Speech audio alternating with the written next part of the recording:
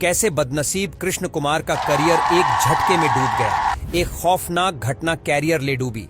किसी के संग न हो ऐसा जो इस बदनसीब के साथ हुआ। दोस्तों, एक ऐसा स्टार जिसने एक फिल्म से ही आसमान को छू लिया था। सिर्फ एक फिल्म ने ही उसे रातों रात स्टार बना दिया था। इस फिल्म के आने के बाद हर आशिक अपने हाथ में उनके गानों की कैसेट लिए घूमता था। एक ही फिल्म ने उन्हें अलग ही पहचान दिला दी थी और फिल्म के गाने तो इस कदर हिट हुए कि लोगों की जुबान पर सालों साल छड़े रहे। लेकिन आखिर ऐसा क्या हुआ कि अचानक इस हीरो का करियर अर्श से फर्श पर आ गया। यह हीरो एक बहुत बड़े परिवार का छोटा बेटा था, लेकिन उसके बाद भी कोई इनके काम नहीं आ सका। एक ऐसी खौफनाक घटना हुई जो उनका छड़ता हुआ करियर ले डूबी। हम बात कर रहे हैं 90 के दौर में आए हीरो कृष्ण कुमार की, जिन्हें लोग किशन कुमार के नाम से भी जानते थे। कृष्ण कुमार के पिता फलों के जूस की दुकान लगाया करते थे, जिनका बड़ा बेटा गुलशन कुमार और छोटा बेटा किशन कुमार था। गुलशन थोड़ा बड़े हुए तो घर की आर्थिक स्थिति को सुधारने के लिए पिता के साथ जूस की दुकान पर काम करने लगे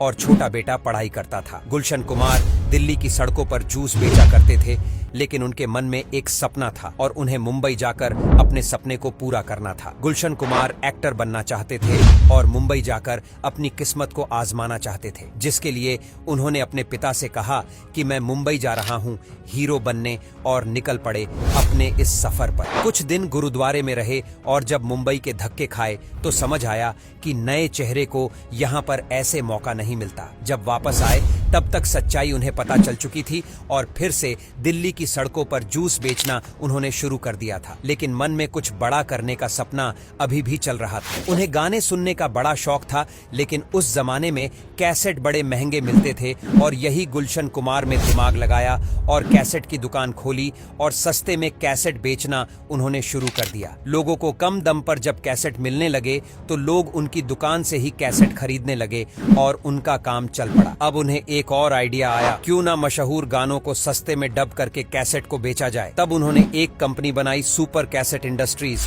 और डबिंग की हुई कैसेट को बेचने लगे। उनका यह काम चल पड़ा और छोटे भाई किशन कुमार ने लक्ष्मण की तरह भाई का साथ दिया। काम और चला तो मुंबई आ गए और कंपनी का नाम बदलने के बारे में सोचा। गुलशन कुमार भगवान शिव के बहुत बड़े भक्त थे, तो उनके त्रिशूल से टी लिया और 1993 में कंपनी का नाम टी सीरीज रख दिया। पहली बार उनकी कंपनी को कामयाबी 1988 में मिली, जब बड़ी फिल्म कयामत से कयामत तक आई। इसके साउंड ट्रैक टी सीरीज ने ही बनाए थे। रातों रात फिल्म के गाने सुपरहिट हो गए और टी सीरीज देश की मशहूर कंपनी होकर उभरी। इसके बाद अनुराधा पौडवाल और गुलशन कुमार के भक्ति गीत टी सीरीज की कैसेट में पूरे देश में जाने लगे। जब खूब पैसा बरसने लगा तो गुलशन कुमार फिल्मों में भी पैसा लगाने लगे। 1990 में बतौर प्रोड्यूसर उनकी पहली फिल्म आशिकी ने बॉक्स ऑफिस पर कोहराम मचा दिया था। कम उम्र के आशिक इस फिल्म की कैसेट जेब में रखकर घूमा करते थे। गुलशन कुमार करोड़ों में खेल रहे थे और उन्होंने अपना दूसरा सपना पूरा करने का फैसला किया, और वह था छोटे भाई किशन कुमार को बॉलीवुड में सुपरस्टार बनाना। वह खुद एक्टर नहीं बन सके, लेकिन चाहते थे कि उनका छोटा भाई बड़ा हीरो बन जाए। पैसों की कोई कमी नहीं थी, इसलिए उन्होंने खुद प्रोड्यूसर बनकर किशन कुमार को लॉन्च करने की तैयारी शुरू कर दी। गुलशन कुमार छोटे भाई को बेटे की तरह रखते थे और कोई कसर नहीं छोड़ना चाहते थे। 1991 के आसपास मशहूर डायरेक्टर केतन आनंद को इस फिल्म के लिए चुना गया। शम्मी कपूर, प्रेम चोपड़ा और प्राण जैसे दिग्गज कलाकारों को महंगी फीस देकर इस फिल्म में कास्ट किया गया। 1993 में फिल्म आजा मेरी जान से पहली बार छोटे भाई किशन कुमार को लॉन्च किया, लेकिन यह फिल्म पूरी तरह से पिट गई। लेकिन गुलशन ने पहले से ही इसका बैकअप प्लान बना रखा था और दूसरी फिल्म की शूटिंग भी साथ साथ शुरू कर दी थी। इस साल में फिल्म कसम तेरी कसम आई, लेकिन यह फिल्म भी कुछ खास काम नहीं कर पाई। किशन कुमार की एक्टिंग उस दौर के किसी भी हीरो से मेल नहीं खा रही थी, लेकिन गुलशन कुमार ने हार नहीं मानी